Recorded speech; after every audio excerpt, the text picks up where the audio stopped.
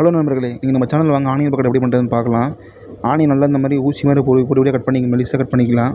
Cut பண்ணதுக்கப்புறம் தட்டி வச்ச இஞ்சி, பூண்டு, பச்சை மிளகா, கருவேப்பிலை, கொத்தமல்லி இதெல்லாம் போட்டு நல்லா மிக்ஸ் பண்ணிக்கிறேன். அப்போ வந்து ஆனியனில் தண்ணி நமக்கு வந்து மசாலா நல்லா பிடிக்கும். அதில் மசாலா பார்த்திங்கன்னா கொஞ்சமாக மிளகாத்தூள், மஞ்சள்தூள், கொஞ்சமாக கொத்தமல்லி தூள், அப்புறம் சோம்பு போட்டிருக்கேன். அப்புறம் பெருங்காயத்தூள் போட்டு நல்லா மிக்ஸ் பண்ணி விட்டுக்கிறேன். இந்த மாதிரி ஆனியன் தண்ணி வரட்டும்.